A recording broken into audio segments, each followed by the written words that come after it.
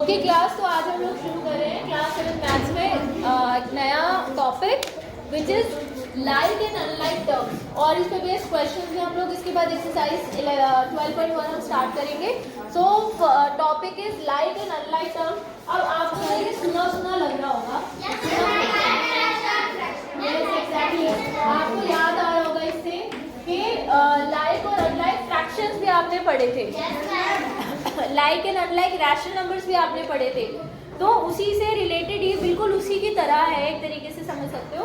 Like and unlike terms हमने last class में सीखा था कि कैसे एक अलजेब्रिक एक्सप्रेशन होता है और कैसे उस एक्सप्रेशन को बनाने में क्या क्या चीज़ें लगती हैं। आपको टर्म्स चाहिए और एरिथमेटिक ऑपरेटर्स चाहिए। टर्म्स में क्या होता है, वेरिएबल भी होता है और कांस्टेंट भी होता है, राइट। जैसे कि फॉर एग्जांपल अगर हमारे पास एक एक्सप्रेशन है 2xy प्लस 5x, ये एक एक्सप्रेशन है सपोज हमारे पास, ठीक है। इसमें कितनी टर्म्स है? 2। चलो इसकी दोनों टर्म्स को अलग अलग लिख लेते हैं। पहली टर्म है 2xy और दूसरी टर्म है 5x। अब आपको ये पता करना है कि ये दोनों टर्म्स लाइक टर्म्स हैं या नहीं है।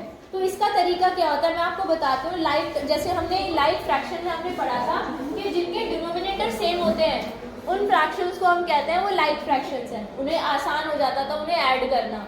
बिल्कुल इसी तरह से अगर आपके पास लाइक टर्म होगी तो ही आप उन्हें ऐड या सब्ट्रैक्ट कर पाओगे, अदरवाइज आप उन्हें ऐड या सब्ट्रैक्ट नहीं कर पाओगे। इसका क्या मतलब हुआ? इसका मतलब ये हुआ, सबसे पहले हम पहचानना शुरू करते हैं कि लाइक टर्म और अनलाइक टर्म को पहचानते कैसे हैं। मान लीजिए हमारे पास पहली टर्म है 7x और दूसरी टर्म है 7y। क्या ये लाइक टर्म्स होंगी? ये आपको बताना है लाइक होंगी या नहीं होंगी। तो यहाँ पे मैं लिखूंगी, हमें ये पता करना है लाइक है या नहीं है, ठीक है। तो लाइक बताना है यस और नो, या ऊपर लिख रही हूँ लाइक है या नहीं है। तो नंबर तो सेम है आगे के, लेकिन वेरिएबल सेम नहीं है, तो ये लाइक टर्म्स नहीं होंगे, लाइक, ठीक है। ये लाइक टर्म्स नहीं है, यानी इन्हें ना तो आप जोड़ सकते हो ना घटा सकते हो, ना तो ऐड कर सकते हो ना सब्ट्रैक्ट कर सकते हो इनका, ठीक है। अच्छा, अब आपने कहा कि ठीक है मैम, चलो एक काम करते हैं, तो 4x और 22x। अब यहाँ पे वेरिएबल तो सेम है लेकिन नंबर सेम नहीं है। लाइक टर्म होंगी या नहीं होंगी? होंगी, पक्का होगी ना। नंबर का कोई फर्क नहीं पड़ता, यानी कि नंबर का कोई फर्क नहीं पड़ता, वेरिएबल सेम होना चाहिए।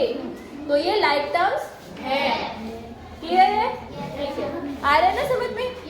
आपको आ रहा है पक्का? ठीक है। अच्छा, तो आपने बोला कि ठीक है मैम, अगर ऐसा होता है तो बताओ ये वाली टर्म और ये लाइक टर्म होंगी या नहीं होंगी? No ma'am. देखो नंबर भी सेम है, वेरिएबल भी सेम है, लाइक टर्म नहीं होंगी। क्यों?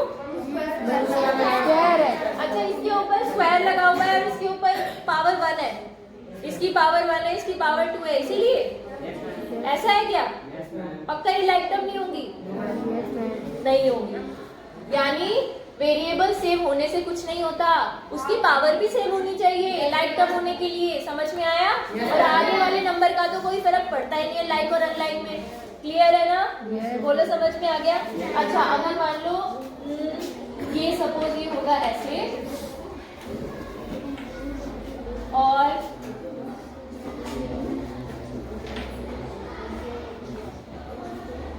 अभी बताओ तो लाइक टर्म है या नहीं है? वेरिएबल सेम नहीं है इसीलिए। अच्छा चलो अब देखते हैं।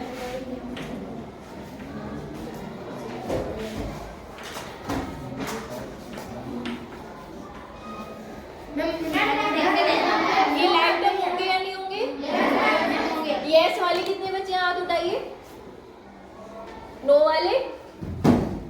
काफी है नो वाले भी। ये लाइक टर्म नहीं होंगे। आपको पता है क्यों लग रहा है ऐसा? आपने देखा यहाँ पे xy लिखा है और यहाँ पे yx लिखा है। अच्छा, मुझे बस इतना बता दो, ये x और y के बीच में हो क्या रहा है? मल्टीप्लाई हो रही है। तो यानी कि आप कह सकते हो कि अगर x 2 है y 3 है तो ये 2 into 3 लिखा है। अगर x 2 है, अगर y 3 है, क्या ये सेम नहीं है? x into y प्रॉपर्टी पढ़ी थी ना, कौन सी प्रॉपर्टी पढ़ी थी बताओ, याद है? हम अपनी बहुत सारी प्रॉपर्टीज पढ़ी थी होल नंबर्स वाले चैप्टर में, बोलो। एसोसिएटिव, डिस्ट्रीब्यूटिव, कम्यूटेटिव, उसमें से कौन सी प्रॉपर्टी है a into B is equal to B into A? Distributive property थोड़ी ना ये, कम्यूटेटिव प्रॉपर्टी बोलते हैं इसे, क्या बोलते हैं? Commutative property, this is commutative property. x into Y equal होता है y इंटू एक्स की। अब इतनी पुरानी बात कहाँ से याद होगी तुम्हें? कौन सा चैप्टर था? फर्स्ट चैप्टर था शायद वो, और उसके बाद तुमने उसे रिवाइज किया नहीं होगा। x इंटू वाई और y इंटू एक्स एक ही बात है, ठीक है? मल्टीप्लीकेशन में सेम ही होता है। इनफैक्ट आप अगर 5 की जगह सपोज 5 को आप पीछे भी लिख दो मल्टीप्लाई करके तो भी आंसर सेम ही होगा। 5xy और 5x एक ही चीज है, तो ये लाइक टर्म होंगी, ठीक है? अच्छा, अब देखना ध्यान से,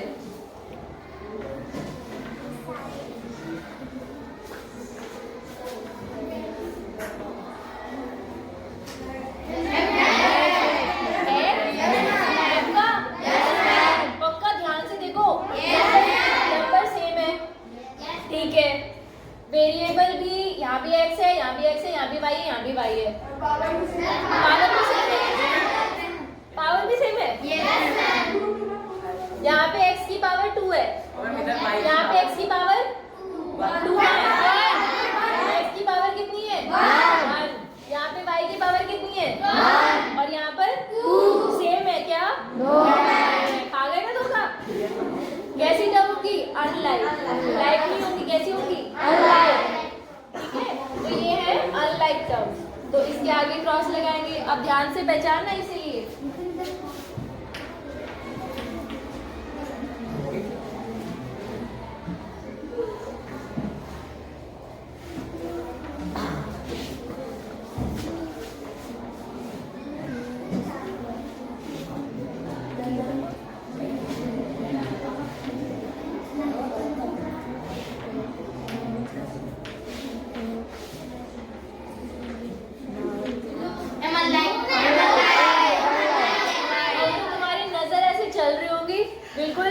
अभी मैम ने यहाँ पे पी के ऊपर 3 लगाया, फटाफट हमें देखना है इधर भी पी के ऊपर 3 है या नहीं है, पी क्यूब है या नहीं है ना? यही देखा है ना आपने? yes, जैसे मैंने यहाँ पे 2 बनाया, तुमने मन में ठान ली होगी कि फटाफट हम बोलेंगे नो मैम, ये लाइक हाँ बिल्कुल सही बात है।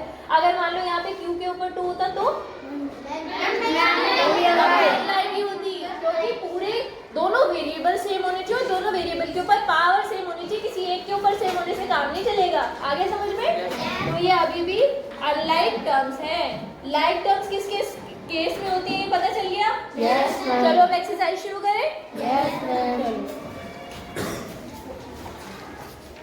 स्टूडेंट्स अब हम लोग करेंगे इसके बाद अगला टॉपिक है हमारा टाइप्स ऑफ एल्जेब्रिक एक्सप्रेशन, है ना? पेज अपनी एनसीईआरटी की बुक में आप देखिए page number 233, types of algebraic expressions. ये टॉपिक का नाम ये नहीं है, ये नाम है इसका मोनोमियल, बाइनोमियल, ट्राइनोमियल करके, है ना? ठीक है? हाँ, अब देखिए बहुत इजी है ये समझना, ध्यान से समझना। ऐसे एल्जेब्रिक एक्सप्रेशन जिनमें एक ही टर्म होती है, मोनो का मतलब होता है सिंगल, वन, मोनो का मतलब वन, तो मोनोमियल जिसमें सिर्फ वन टर्म होती है, ओनली वन टर्म, उनको हम कहते हैं ऐसे एक्सप्रेशंस को बोलते हैं मोनोमियल एक्सप्रेशन। जैसे कि मान लो 2x एग्जांपल के लिए, 2x है, -3y है, 100 है, वैसे तो ये कांस्टेंट पॉलिनोमियल हो गया, ठीक है? तो 100t है या कुछ भी, 7/3x xy, 7/3xy, एक ही टर्म हो, एक ही टर्म होगी तो प्लस माइनस का साइन तो होगा ही नहीं, क्योंकि प्लस माइनस का साइन ही तो डिवाइड करता है टर्म्स को। तो ये होते हैं मोनोमियल एक्सप्रेशन। कैसे एक्सप्रेशन है? सिंगल टर्म वाले। अच्छा, अगर मान लो आपके एक्सप्रेशन में 2 टर्म्स हैं तो उन्हें हम कहते हैं बाइनोमियल। आपने बाइनोकुलर्स देखे होंगे, बाइनोकुलर्स, है ना? और कहाँ बाई वर्ड का यूज, बाइसिकल, 2 पहिए होते हैं उसमें, और बाइक में वो वाला बाइसिकल बता दिया। और बाई वर्ड बहुत जगह यूज करते हैं हम। बाई का मतलब क्या होता है? टू। तो बाई का मतलब क्या होता है? टू। तो जिसमें दो टर्म्स हो वो दो टर्म्स वाले को क्या कहते हैं? बायनोमियल। ठीक है, क्लियर हुआ? तो बायनोमियल एक्सप्रेशन एग्जांपल, इसमें कितनी टर्म्स होती है? To terms. फॉर एग्जांपल मैं अपने मन से बनाती हूँ कोई बायनोमियल एक्सप्रेशन 4x + 5। ये बायनोमियल एक्सप्रेशन है, दो टर्म्स है इसके अंदर, है ना? -3xy - 7x, ये दो टर्म वाला। हाँ, 2b + 3। Very good. ऐसे आप बता सकते हो, बहुत सारे बायनोमियल एक्सप्रेशन बना सकते हैं। सही है ना? ठीक है, ठीक है। अच्छा, अभी एक और तरह का एक्सप्रेशन होता है बेटा, ट्रोनो नहीं है, ट्राइएंगल में 3 साइड होती है, 3 एंगल होते हैं। ट्राई का मतलब क्या होता है? 3। ठीक है, तो ट्राइनोमियल यानी 3 टर्म्स, 3 टर्म्स वाला कोई भी बना लो। 2x² + 3x - 5, है ना? कुछ और बना लीजिए, 5xy - 2x + 6y, ऐसे कुछ भी, है ना? अपनी मर्जी से कुछ भी आप बना सकते हो। एल्जेब्रिक एक्सप्रेशन बनाना बड़ा आसान काम है। तो ये 3 टर्म्स वाले एक्सप्रेशन है, इसीलिए इन्हें हम कहते हैं ट्राइनोमियल एक्सप्रेशन। अच्छा, इसके बाद बात करते हैं पॉलिनोमियल। तो पॉलिनोमियल क्या होता है? पॉलिनोमियल इन सबको कहते हैं।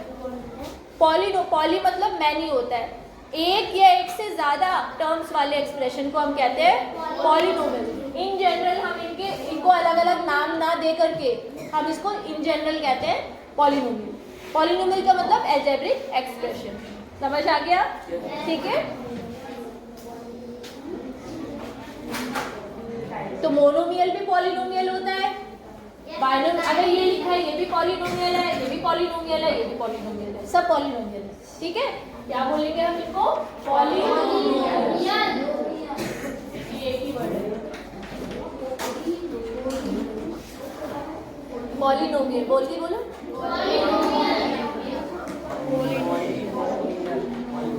पॉलिनोमियल। नोट कीजिए।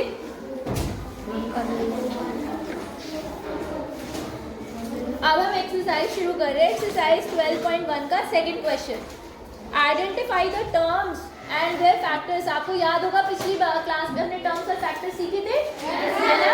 हमने डायग्राम बनाया था, ट्री डायग्राम, फैक्टर निकालने के लिए, और उस वहीं से हमने कोएफिशिएंट भी सीखा था निकालना। कोएफिशिएंट क्या होता था? जो नंबर वाला फैक्टर होता था, न्यूमेरिकल फैक्टर, उसको हम कोएफिशिएंट कहते थे। तो चलो, identify the terms and their factors in the following expressions, show the terms and factors by the diagrams. शुरू करें? Yes ma'am. चलो, पहला इसे इरेज कर दो, नोट कर लिया? Yes ma'am. नहीं किया? नोट कीजिए फिर, चलो जल्दी नोट करो। तो चलो एक्सरसाइज शुरू करते हैं।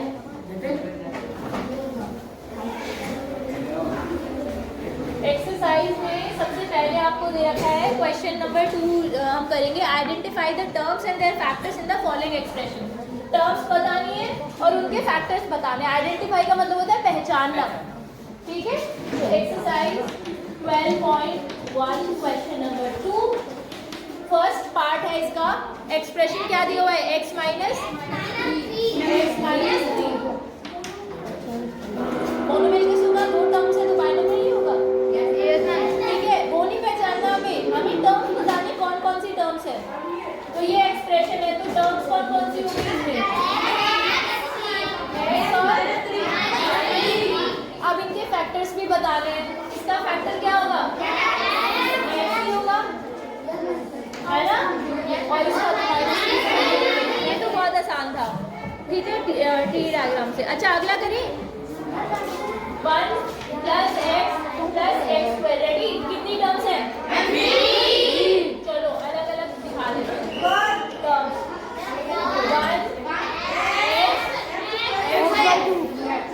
ठीक है ना? फैक्टर्स लिखते हैं।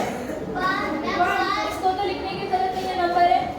इसका x होगा, इसका क्या होगा? और x। यही होगा, ऐसे बनाना। आ रहा है ना समझ में? अगला मैं डी पार्ट करा रही हूँ आपको इस क्लास की, बहुत इजी है। डी देखो, डी बताना क्या पार्ट है?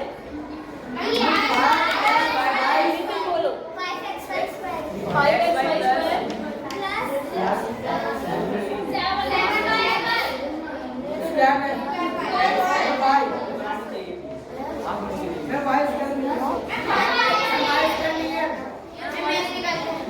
ठीक है। अब चलो इसमें कितनी टर्म्स है एक्सप्रेशन में?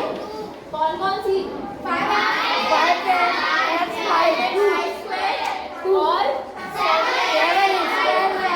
इसके फैक्टर्स लिखते हैं। इसके फैक्टर्स क्या क्या होंगे?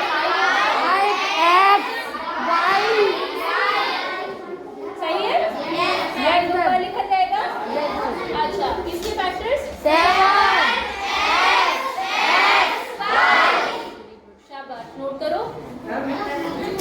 या बस आता है बेटा सबको, है ना? अब इसके बचे हुए जो 2 पार्ट्स है कर लोगे ना खुद से?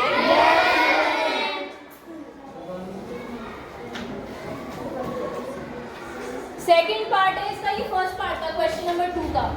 अब इसका सेकंड पार्ट को ट्राई करना।